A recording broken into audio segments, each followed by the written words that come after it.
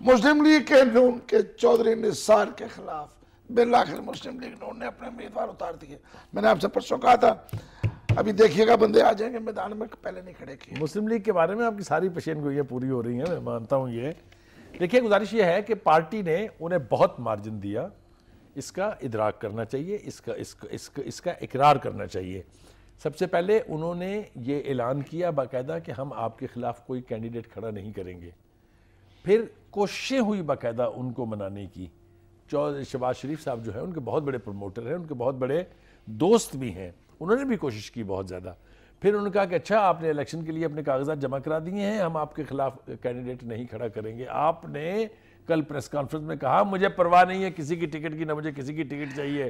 مطلب دوسرے لفظوں میں کہا go to hell mister Shehbaz Sharif. لہذا آج انہوں نے ٹکٹ جاری کر دی، اس میں تکلیف کی کیا بات ہے؟ میرا خیال ہے کہ پرویز رشید صاحب جیت گئے، چودھری نثار صاحب ہار گئے. پر چودھری نثار کی لڑائی پرویز رشید سے نہیں ہے، نہیں چودھری صاحب کی لڑائی اب نواز شریف سے ہے. وہ تو ٹھیک آپ یہ کہیے کہ نواز شریف ہار گیا اور چودھری اس کی بنیاد بننے والے تو پرویز رشید صاحب. یہ چھوٹے موٹے لوگ اتنے بڑے بڑے دونوں سٹال ورڈز ہیں.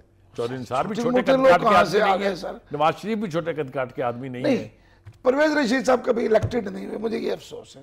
ایک الیکٹڈ پرسن ہے، 8 دفعہ جیتا ہے. میں آپ کو پھر ایمانداری سے میں یہ سمجھتا ہوں کہ پرویز رشید ضرور مسئلہ ہوں گے، مگر پرویز رشید چودھری نثار اور نواز شریف کے درمیان واحد مسئلہ نہیں ہے. چلیں اچھا یہ بتائیے، یہ چودھری غفور صاحب بھی آج چھوڑ گئے جی. یہ تو وہ ہیں جنہوں نے کہ جناب میاں محمد شریف صاحب کو سپرد خاک کرنے سے پہلے قبر میں خود لیٹے تھے، لمبائی چوڑائی ناپی تھی اور پھر کہا تھا کہ میاں صاحب کو اب سپرد خاک کیا جائے، یہ قبر ان کے لیے مناسب ہے. دیکھیے گزارش یہ ہے کہ ان کے بارے میں پارٹی کے لوگ یہ کہتے ہیں کہ جی اگر انہوں نے اتنی قربانی دی تھی، اتنا عمل کیا تھا جس کا آپ نے تذکرہ کیا ہے، چلیں وہ تو اس کے نتیجے میں ان کو پھر وزیر